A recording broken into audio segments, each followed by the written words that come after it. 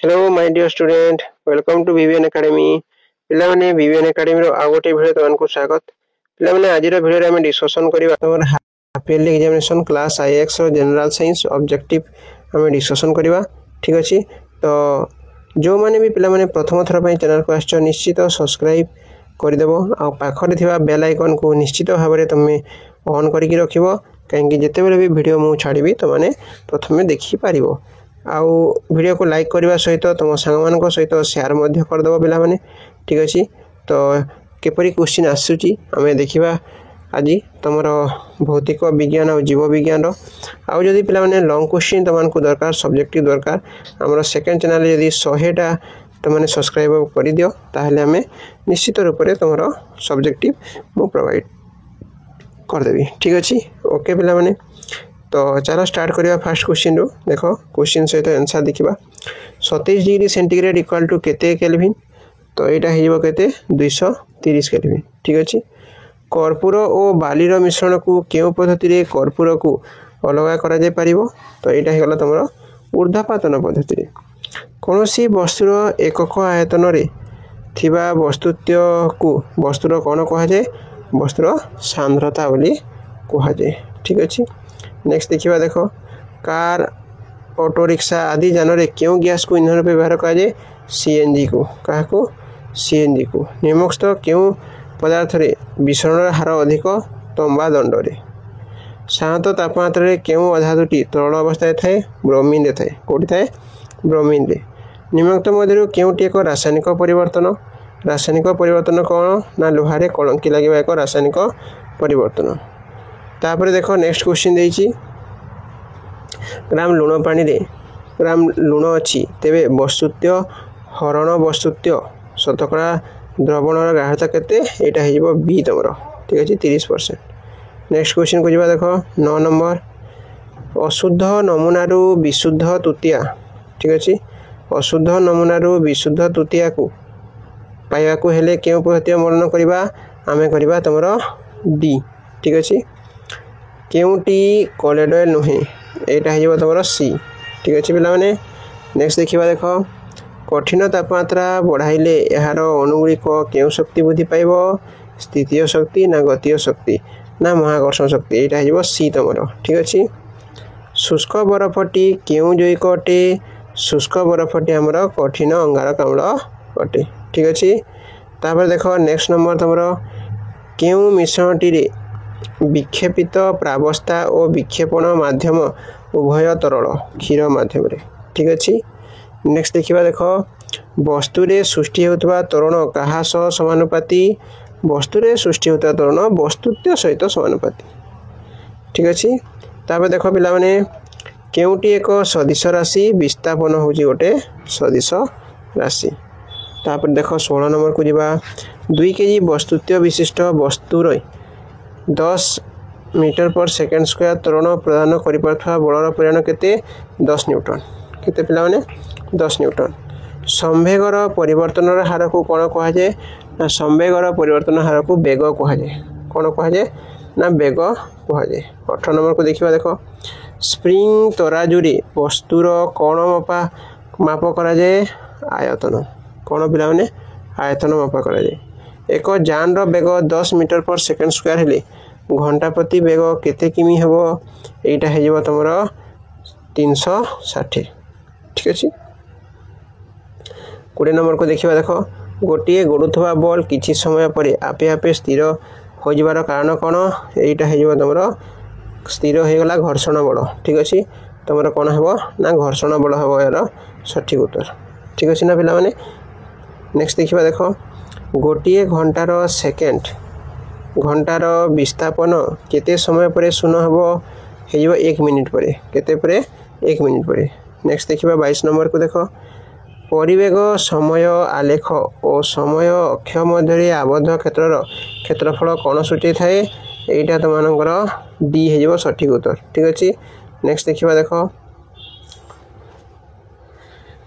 अशुद्धि नमूनारू विशुद्ध तृतीया को पाइबा को हेले आमे केउ पद्धति अवलंबन करिथाउ केंद्रा प्रसारण आमे पद्धति अवलंबन करिथाउ। नेक्स्ट देखिबा देखो केउटी कोलोडोयल नुहे कोलोडोयल कोटा नुहे रक्त क्षीर चून पानी नुहे कौटा तुम आंसर नुहे कौटा आंसर हम महुल ग्राक्रीम ठीक अच्छे महुल ग्राक्रीम कठिनर तापमात्रा बढ़ाइले यार अणुगुड़िक क्यों शक्ति वृद्धि पाइब महाकर्षण शक्ति वृद्धि पाइब कौन पाइब ना महाकर्षण शक्ति वृद्धि पाइब शुष्क बरफटी क्यों यौगिक पदार्थ शुष्क बरफटी तुम कठिन अंगारकाम्ल क्यों मिश्रण में विक्षेपित प्रावस्था और विक्षेपण माध्यम उभय तरल क्षीर अवस्था ठीक अच्छे कौन हम ना क्षीर हो सठिक उत्तर नेक्स्ट देख वस्तुरे सृष्टि होता त्वरण क्या समानुपाती वस्तुत्व सहित समानुपाती केउटी एक सदिश राशि विस्थापन हूँ एक सदिश राशि तापर देख 2 केजी वस्तुत्व विशिष्ट वस्तुरे 10 मीटर पर सेकेंड स्क्वायर त्वरण प्रदान कर बलर परिमाण के 10 न्यूटन नेक्स्ट नंबर को देखा संवेगर परिवर्तन हार को कौन कहुए बेग बोली कहुए ठीक अच्छे स्प्रिंग तराजू कौन वस्तुर कौन मपा जाए आयतन मपा जाए ठीक अच्छे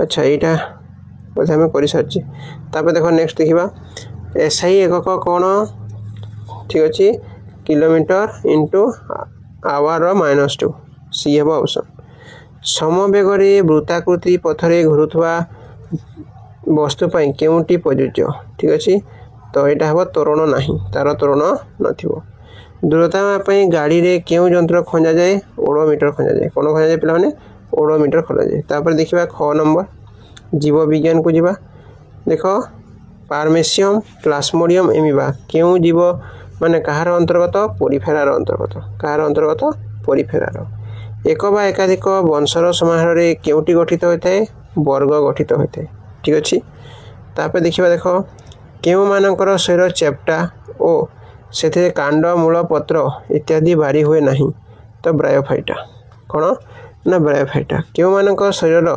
द्विपार्श्व प्रतिसाम्य देखा जाए प्लाटी हेलमिन्थिस कहार प्लाटी हेलमिन्थिस निम्नोक्त केउ जीवर रेचन नेफ्रिडिया द्वारा संपादित होता है हाइड्रा कहार पिलाने हाइड्रार नेक्स्ट देखा केउ वर्गर जीव मानकर पाचक नलीटी मंडलाकृत बा यू आकृतिर अटे एनिलिडार कहार एनिलिडार केउ माने लार्भा अवस्था गाली द्वारा और पूर्णांग अवस्था फुसफुस द्वारा श्वासक्रिया करती आम्फिबिया एफ श्रेणीर प्राणी मानकर हृदपिंड डेक्स कोठरी युक्त 3 कोठरी युक्त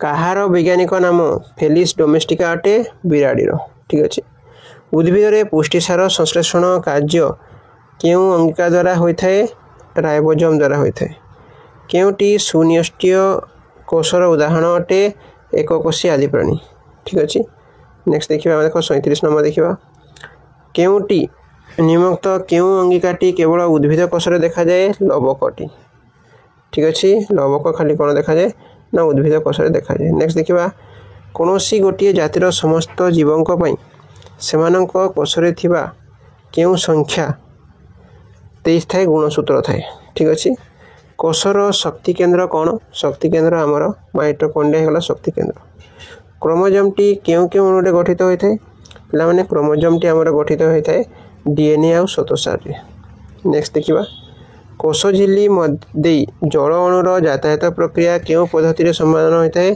पराशरण संपादित होता है नेक्स्ट देखा 42 नंबर किए कही कोष विहान क्षम और नूतन कोष सृष्टि सर्वदा एक पूर्व कोषर विनाश होता है वीर्य कही केउटी जैविक सार उदाहरण नुहे ठीक अच्छे यहाँ तुम कौन हम देख गोटे ठीक अच्छे 44 देख आखु फसल रे क्यों पोक लगे पत्र डिया पोक लगे ठीक अच्छे कौ पोक लगी थाए पत्र डिया पोक ठीक अच्छे पे देख केउटी जैविक सार उदाहरण नुहे यहाँ यूरिया ठीक अच्छे यहाँ कौन हम ना यूरिया हम तुम डी ऑप्शन हम ठीक अच्छे नेक्स्ट को देखा आम ये गोटे सान करदे ठीक अच्छे देख केउ सार प्रस्तुति पाई छण खुआर धनिया बर गुड़ी एसबू चाष आवश्यक होता है सबुज सार लास्ट देखा 46 नंबर केउ व्यक्ति उद्भिद प्रयोजन विद्यार मूलदुआ पकाई थाए लुथर बुरबैक କେଉଁ ମାଛମାନେ ଦଳ ଓ ଶିଉଳିକୁ ଖାଦ୍ୟ ରୂପେ ଗ୍ରହଣ କରିଥାନ୍ତି? ମିରିକାଲି। ସାଧାରଣତଃ ମହୁରେ ଶର୍କରା ପରିମାଣ କେତେ? 70 ଥାଏ। ଠିକ୍ ଅଛି। ଆଜିକାଲି ଅଧିକ ମାଛ ଧରିବା ପାଇଁ କ'ଣ ବ୍ୟବହାର କରାଯାଉଛି? କ'ଣ ବ୍ୟବହାର କରାଯାଉଛି ଆଜିକାଲି ଅଧିକ ମାଛ ଧରିବା ପାଇଁ ପିଲାମାନେ? ମାଛ ଧରିବା ପାଇଁ ଆମର ବ୍ୟବହାର କରାଯାଉଛି ସୋନାର। ଠିକ୍ ଅଛି। ବ୍ରଏଲର କୁକୁଡ଼ା ଖାଦ୍ୟରେ ପୁଷ୍ଟିସାର ସହ ସ୍ନେହସାର ଏବଂ କେଉଁ ଭିଟାମିନ୍ ଥାଏ? ଏ ଆଉ କେ ଥାଏ। ତ ଏଇଟା ହେଲା ପିଲାମାନେ ତୁମର 50ରୁ 50। ତ ନିଶ୍ଚିତ ଭାବରେ ତୁମେ ଚ୍ୟାନେଲକୁ ସବସ୍କ୍ରାଇବ୍ କରିକି ରଖିବ। ତୁମର ଆଗାମୀ ଏକ୍ଜାମ ମାନଙ୍କରେ ବି ଆମେ ଏମିତି ପ୍ରାକ୍ଟିସ୍ କ୍ୱେଶ୍ଚିନ୍ ତୁମର ନେଇକି ଆସିବୁ। ଠିକ୍ ଅଛି। ତ ଓକେ ପିଲାମାନେ, ଥ୍ୟାଙ୍କ ୟୁ।